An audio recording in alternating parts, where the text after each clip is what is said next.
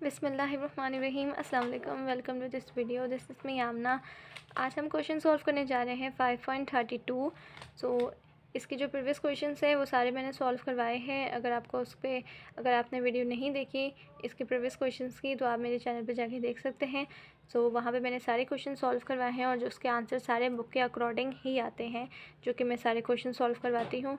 सो आज हम क्वेश्चन जो सॉल्व करने जा रहे हैं वो है 5.32। अच्छा, इसमें कुछ थोड़ा सा डिफरेंट भी है और ये क्वेश्चन थोड़ा सा मतलब पहले के क्वेश्चंस की तरह ही है। सो डिफरेंट क्या है, सबसे पहले तो इसमें हमारे पास देख सकते हैं एक और एयर हमारे पास आ जाता है। अभी जब तक हम जो क्वेश्चन सॉल्व करते आ रहे हैं वो हमारे पास ज़्यादा से ज़्यादा 2 एयर्स में होते थे, ठीक है। तो एक हमारे पास बेस एयर और एक हमारे पास करंट एयर हो जाता था। तो जब से ये क्वेश्चन स्टार्ट हुए हैं, जो है 5.28 से क्वेश्चन स्टार्ट हुआ है, मैंने तभी आपको बताया था कि हमारे पास एयर्स हमारे पास ज़्यादा भी आ सकते हैं, ठीक है। तो जैसे कि हमारे पास यहाँ पर अभी हमारे पास 3 एयर्स में आ गया है ये क्वेश्चन, लेकिन इससे पहले हमारे पास 2 एयर्स में होता था, ठीक है। तो अभी हमारे पास 3 एयर्स में आ गया। तो इसमें हमारे पास सिर्फ एक ये है, सिर्फ एक एयर हमारे पास ज़्यादा आ गया और इसमें ज़्यादा कुछ भी नहीं है, ठीक है ना। तो बाकी ये क्वेश्चन सॉल्व भी वैसे ही होगा जैसे हम इसके प्रीवियस क्वेश्चन सॉल्व करते आए, वैसे ही मेथड से ही सॉल्व होगा, ठीक है। तो परेशान होने की ज़रूरत नहीं है। तो ये हमारे पास बेस एयर हो जाएगा और ये हमारे पास करंट एयर हो जाएंगे। ये दोनों हमारे पास क्या हो जाएंगे, करंट एयर हो जाएंगे। और वही हमारे पास लिखा हुआ है कि पार्शियस का फॉर्मूला अप्लाई करके देन हमने ये निकालना है, ठीक है। इसका वही हमारे पास एक बेस एयर, एक करंट एयर और एक नहीं, यहाँ पे 2 करंट एयर हो जाएंगे, ठीक है। और इसी तरह अगर 4 आ जाए, 5 आ जाए, तब भी हमारे पास एक हमारे पास बेस एयर होगा, बाकी हमारे पास करंट एयर होंगे। और ये आपने गौर से पढ़ना है कि बेस एयर हमारे पास फर्स्ट वाला ही गिवन है। जैसे कि वैसे तो गिवन ना हो तो फर्स्ट वाला बेस एयर होता है, बट अगर गिवन हो तो आपने वो देखना ज़रूर है। ये नहीं सोचना कि गिवन है तो छोड़ो, उसको नहीं देखते, पहले वाला ही बेस एयर होता है। नहीं, पहले अगर गिवन हो के लिखा हो ये ऐसे इस तरह से करके एज बेस एयर लिखा हो तो आपने वो एयर को अच्छे से पढ़ना है और वो देखना है वो एयर कहाँ आता है। अभी तो वैसे यहाँ पे फर्स्ट पे आते हैं, लेकिन हो सकते हैं हमें यहाँ से बेस एयर दे दें, यहाँ से दे दें, आगे कहीं और से दे दें। तो इसलिए आपने ये अच्छे से देखना है। और अगर नहीं लिखा हो कोई बेस एयर तो फिर आपने मानना है कि अच्छा पहला वाला हमारे पास फर्स्ट एयर हो, जो फर्स्ट एयर होगा वो हमारे पास बेस एयर होगा, राइट। तो यहाँ पर हमारे पास तो सिर्फ हमें क्या कह रहे हैं, पार्शियस का फॉर्मूला अप्लाई करें, ठीक है। तो यहाँ पे लेस पेयर का नहीं फाइंड होगा, ओनली पार्शियस का यूज़ होगा फॉर्मूला, और पार्शियस का यूज़ होगा। और यहाँ पे हमारे पास बस ये 3 एयर्स है। और यहाँ पे अगर आप क्वेश्चन को देखें तो ये हमारे पास जैसे कि फर्स्ट हम सबसे पहले क्या करते हैं, एयर को अलग कर लेते हैं, बेस एयर और करंट एयर को, और उसके अकॉर्डिंग जो हमारे पास एक एक हमें देना होता है प्राइस क्वांटिटी हर एयर में, तो वो करना होता है। तो यहाँ पे ऑलरेडी हमारे पास इस तरह से ये सेट है कि एक एयर में हमारे पास प्राइस है, क्वांटिटी है, तो दूसरे एयर में भी एक प्राइस और एक क्वांटिटी, इसी तरह थर्ड वाले में भी एक प्राइस और एक क्वांटिटी है। सो यहाँ पे हमें कुछ करने की ज़रूरत नहीं, सिर्फ क्या करना है वो कैलकुलेशन करनी होगी। P1 और Q1 की जो हेडिंग्स डाल के हम लिखते हैं वो करना होगा, एंड देन फिर इसका मतलब कैलकुलेशन करनी है, यानी कि मल्टीप्लाई करके उसका टोटल लेना है, वो करना है। बट अगर आप एग्ज़ाम देंगे तो आप लोग फिर ये पूरा अच्छे से बनाना होगा, साथ में ये भी बनाना होगा और इसके आगे जो कैलकुलेशन होती है वो पूरा बनाकर करना होगा। आपके पास बुक में एग्जाम्पल भी होगा, अगर मैं आपको अभी दिखा सकूँ तो ये आपको इस तरह से एग्ज़ाम में करना होगा, राइट। तो मैं क्वेश्चन ढूंढती हूँ। तो ये रहा हमारे पास क्वेश्चन। देखिए क्वेश्चन इस तरह से आएगा आपके पास एग्ज़ाम में, तो आपने इसको इस तरह से करना होगा पूरा, कि इस तरह से बेस एयर करंट एयर लिखना होगा, देन ये कमोडिटीज़ और ये सारे, और ये इस तरह जो कैलकुलेशन मैं नीचे करती हूँ क्योंकि मेरे पास जगह नहीं होती, तो आपने इस तरह यहाँ आगे करनी है, ठीक है। आप चाहें तो अभी कर सकते हैं नीचे, बट एग्ज़ाम में कोशिश कर रहे हैं, बल्कि क्या जान लगा दें, मैं तो कहती हूँ कि ये सारे साथ लिखें, ठीक है। तो इस तरह प्रेजेंटेशन वाइज आपको इस तरह करना होगा, इस तरह देना है क्वेश्चन को, ठीक है। आई होप आपको समझ में आ गया होगा। सो चलें फिर आगे क्वेश्चन को सॉल्व करते हैं। सो यहाँ पर जैसे कि मैंने बताया था बेस एयर और करंट एयर हो जाएगा, तो करंट एयर में हमारे पास देखें 2 एयर्स आ जाएंगे, ठीक है। तो ये करंट एयर्स हो जाएगा, करंट एयर्स हो जाएगा ये हमारे पास, क्योंकि अभी हमारे पास 2 एयर्स हैं, करंट एयर्स, राइट। और ये कमोडिटीज़ हमारे पास हो जाएगा। और तो आप चाहें तो यहाँ पूरा कमोडिटीज़ लिख सकते हैं, जगह नहीं होती इसलिए मैं सिर्फ कमोडिटी लिखती हूँ, क्या कि ये हमारे पास सब साथ आ जाए। देन प्राइस क्वांटिटी जैसे क्वेश्चन में था वैसे ही है ये सब, यहाँ पे कुछ चेंजेस नहीं है। असल चेंजेस यहाँ से स्टार्ट है, जैसे कि वो लिखना होता है प्राइस क्वांटिटी बेस एयर की, देन इसी तरह प्राइस क्वांटिटी एक करंट एयर एक बेस एयर की। जैसे हमें ये सारी हेडिंग्स डालनी है, ये हेडिंग्स डालेंगी देन इसके आगे फिर आप कैलकुलेशन कर सकते हैं। इस हेडिंग्स को देखकर ही आप कैलकुलेशन करेंगे। आप देखेंगे कि हमारे पास 0 0 है, यानी कि बेस ईयर है दोनों, तो उन दोनों को आपस में मल्टीप्लाई करके आप यहाँ लिख देंगे, फिर देन उसका सम ले लेंगे। ठीक है, तो इसी तरह ये सब करना है। और यहाँ से हमारे पास AR आ जाता है, तो ये हमारे पास है 1984, ये करंट ईयर, तो ये अलग सॉल्व होगा। और ये दूसरा जो ईयर है 1985, इसके लिए ऐसी कैलकुलेशन अगेन होगी इस तरह से। ठीक है, तो मैं थोड़ा सा आपको समझा देती हूँ इधर भी डिटेल में थोड़ा सा, कि ये हमारे पास जो है 1984 ये ईयर, ये तो हमारे पास सॉल्व हो गया। ठीक है, जैसे हम करते आए हैं, ये हेडिंग्स डालते थे हम, उसके बाद क्या करते थे, देखते थे, जैसे मैंने बताया कि प्राइस एंड क्वांटिटी दोनों बेस ईयर की है, तो आपस में मल्टीप्लाई करके लिख देते थे, देन सम लेते थे। नेक्स्ट फिर देखते थे कि ये है हमारे पास इसका करंट ईयर, और ये हमारे पास बेस ईयर, यानी कि बेस ईयर और ये करंट ईयर, इसको आपस में मल्टीप्लाई करके लिखते थे, देन आंसर आ जाता था इसका, यानी कि सम टोटल ले लेते थे। ठीक है, इसी तरह ये भी करते थे एंड देन फिर ये भी करते थे। सो यहाँ पर हमारे पास जो करंट ईयर है वो एक हमारे पास ये है और ये है, तो इसमें हमारे पास प्राइस एंड क्वांटिटी ये बनती है, और इस ईयर में हमारे पास ये बनती है।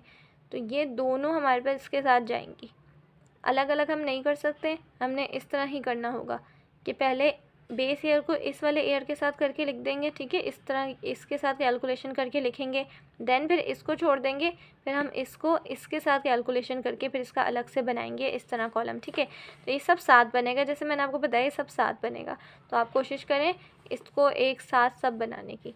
तो जैसे मैंने आपको बताया, जब आपके पास अगर ज़्यादा ईयर्स गिवन हो तो आपने ज़्यादा ईयर्स को नहीं देखना है। ठीक है, तब सिर्फ एक ईयर को देखना है और उसको बेस ईयर के साथ इस तरह कंपैरिजन करके इसकी इस तरह से कैलकुलेशन करके आपने बनाना है। ठीक है, देन ये सारी हेडिंग्स फिर आप डालेंगे दूसरे ईयर्स के लिए, दूसरे ईयर के लिए फिर इसको आप छोड़ देंगे, फिर इसको इसके साथ करेंगे। तो जैसे कि अभी ये हो गया हमारे साथ, अब हम बेस ईयर को इस वाले करंट ईयर के साथ करेंगे, तो यानी कि P0 और हमारे पास जो है Q0, यानी कि यही, तो इसी से हो जाएगा। पहला वाला तो सेम एज इट इज़ हमारे पास यही है आएंगी, देखा 100 30 20, तो ये वही आ गया। नेक्स्ट है फिर हमारे पास ये P2 और Q0 हो जाएगा, यानी कि वही P1, और उसको हम PN और QO भी कह सकते हैं। तो ये हमारे पास वही 1 की जगह 2 आ गया। इसी तरह अगर आगे होगा तो 3 आ जाएगा। तो ये हमारे पास ये हमारे पास P यहाँ से आ जाएगा, P2 और Q0 ये आ जाएगा। तो इसको इसके साथ मल्टीप्लाई करते जाएंगे, इसी तरह इसको इससे इस तरह मल्टीप्लाई करते जाएंगे, तो आंसर हमारे पास आता जाएगा। फिर इसका सम ले लेना है। इसी तरह ये और ये भी ऐसे करेंगे कि P0 है और Q2 है, यानी कि P0 का ये P0 ये रहा, 2 को इस वाले Q2 के साथ हमने मल्टीप्लाई करना है, फिर इसको इससे करना है, फिर इसको इससे करना है। ठीक है, फिर इसका आंसर आ जाएगा, यहाँ लिख देंगे, राइट। तो इसी तरह ये भी ऐसे ही करेंगे, फिर इन सब का टोटल लेते जाएंगे एंड देन जब टोटल आ जाएगा हमारे पास, टोटल आने के बाद क्या करना है, सिंपल, तो इसका अलग निकलेगा आंसर, इसका अलग आंसर आएगा, यानी कि 2 ईयर्स है ना। इसी तरह अगर जितने ईयर्स पढ़ते जाएंगे तो आंसर हमारे पास ज़्यादा फिर ज़्यादा आएगा। पार्शियस अभी हमारे पास एक ही गिवन है, बट पार्शियस एक ही बार सॉल्व नहीं हो जाएगा, पार्शियस इसके लिए भी निकलेगा और इसके लिए भी निकलेगा, यानी कि इसके लिए भी पार्शियस का फॉर्मूला अप्लाई करेंगे और इसके लिए भी, क्योंकि ईयर्स है हमारे पास 2, जितने ज़्यादा ईयर्स उतने ज़्यादा आंसर हमारे पास आएगा। ठीक है, आई होप आपको ये तो समझ में आ गया होगा जो मैंने अभी ये समझाया आपको कि ये किस तरह से सॉल्व होगा। बस एक ईयर को पहले बेस ईयर के साथ करेंगे कैलकुलेशन इसकी सारी, इस तरह करेंगे, फिर इस वाले को भूल जाएंगे, फिर इस वाले बेस ईयर को फिर इस वाले करंट ईयर के साथ करेंगे, और फिर इसकी इस तरह से आंसर निकालेंगे और दोनों का टोटल लेंगे। अब पार्शियस का जो फॉर्मूला है वो अप्लाई होगा, पहले हम इसके लिए सॉल्व कर लेते हैं, फिर इसके लिए सॉल्व करेंगे। सो इस तरह से आपने हेडिंग्स डालनी है। पार्शियस इंडेक्स फॉर ईयर 1984 पहला ईयर जो है, फिर दूसरा करंट ईयर आएगा। ठीक है, फिर बस दूसरा फिर करंट ईयर जो हमारे पास होगा उसकी फिर आ जाएगा 85, यानी कि 1985। फार्मूला वही है पार्शियस का, जैसे कि पता है सबको। इसके अकॉर्डिंग वैल्यू पुट करेंगे, तो वैसे ही वैल्यू हमने यहाँ से लेनी है। ये जो टोटल है अभी इसके लिए कर रहे हैं, तो इसको देखेंगे, तो जब हम पार्शियस सॉल्व करते हैं तो याद रहे पार्शियस की वैल्यू यहाँ से आती है, और अगर आप देखें तो ये P1 Q1 ही है। ठीक है, P1 और Q1 है, जो कि ये है P1 और Q1। तो आप इस तरह भी देख लें, और अगर आप जब बनाएं तो आपको पता होना चाहिए कि पहले लेस पेयर की कहाँ से लेते हैं वैल्यू और पार्शियस की कहाँ से लेते हैं। और वैसे नहीं याद रहता तो ये फार्मूला बस याद रखें। फार्मूला याद होगा, वो हेडिंग आप डालेंगे, तो जब हेडिंग डालेंगे तो आप खुद ही पढ़ लेंगे कि ये P1 Q1 लिखा है तो इसका टोटल इसके यहाँ नीचे है, तो आपको खुद पता चल जाएगा। ठीक है, तो वो है हमारे पास 460 और उसको डिवाइड कर देंगे 115 से, यानी कि उसके बराबर वाली वैल्यू जो कि है P0Q1, जो कि भी हमने वो सारी कैलकुलेशन की थी, वो जो मैंने आपको दिखाई है उसमें से वही वैल्यू ली है। ठीक है, लेकिन जो शुरू की दो वैल्यूज़ है जो कि लेस पेयर की होती हैं वो अभी हमारे पास यहाँ इसका कोई काम नहीं, तो यहाँ हमारे पास कोई काम नहीं है। बट अगर हमारे पास फिशर का हमें आइडियल इंडेक्स नंबर फाइंड करने को कहते हैं तो तब हमें वो काम आता, बट अभी नहीं, क्योंकि वो वैल्यूज़ हमारे पास लेस पेयर में फॉर्मूले के अकॉर्डिंग वैल्यू होती है, वो अभी हम नहीं ले सकते वो वैल्यूज़ को। अभी हम सिर्फ ये वैल्यू ले सकते हैं जो कि ये बनती है इस फॉर्मूले के अकॉर्डिंग। ठीक है, तो अभी इसको डिवाइड कर देंगे। सबसे पहले तो इसका आंसर देखें कितना आ रहा है, 4 आ रहा है। 460 डिवाइड बाई 115, तो ये है 4, देन मल्टीप्लाई बाई 100, तो ये हमारे पास हो जाएगा 400। ठीक है, इसी तरह से नेक्स्ट ईयर हमारे पास हो जाएगा करंट ईयर उसका 1985 पाशियस का। ठीक है, इसके अकॉर्डिंग फार्मूला यही फार्मूला है। ठीक है, यही फार्मूला है पाशियस का, इसमें यही फार्मूला है। सिर्फ क्या चेंजेस आ जाएगी, यहाँ आ जाएगा 2, क्योंकि ये दूसरा ईयर है, ये दूसरी प्राइस है, दूसरा इंडेक्स नंबर हम फाइंड कर रहे हैं। मतलब पहला ईयर हो गया, ऊपर 1 इसलिए लगाया था, आप 2 लगाएंगे। और इसी तरह जब 2 लगाएंगे तो 2 इधर भी लगाएंगे। किधर लगाएंगे, इधर, कि ये हमारे पास क्या हो जाएगा P2, और इधर भी Q2, और इधर भी हमारे पास नीचे 1 की जगह 2 आ जाएगा। सिंपल, इसमें ज़्यादा इतना परेशान होने वाली ज़रूरत नहीं है।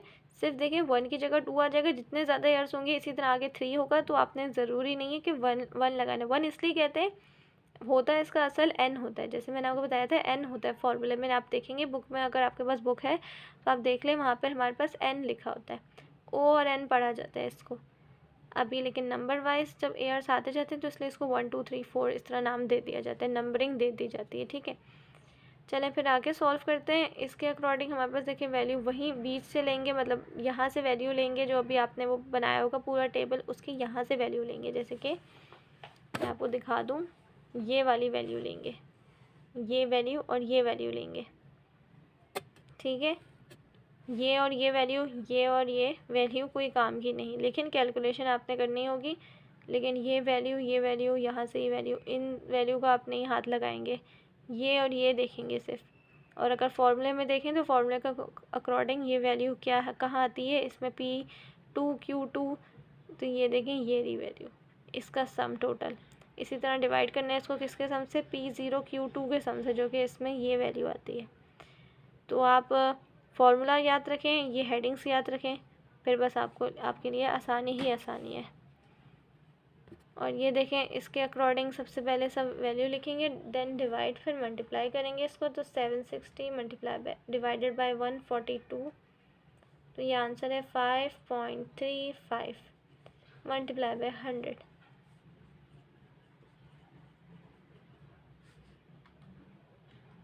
तो ये आंसर आ रहा है हमारे पास 535.2। तो ये है आंसर, जो कि आपके बिल्कुल बुक के अकॉर्डिंग है। सो आई होप आपको समझ में आ गए होंगे क्वेश्चन जो मैं सॉल्व करवा रही हूँ। सो कुछ अगर आप पूछना चाह रहे हैं मुझसे इस क्वेश्चन के रिलेटेड या कोई और क्वेश्चन के रिलेटेड, तो इंशाल्लाह मैं जवाब दे दूँगी आपको, आप कर सकते हैं मुझसे सवाल। सो आई होप आपको क्वेश्चन समझ में आया होगा। So thanks for watching this video. अल्लाह हाफिज़।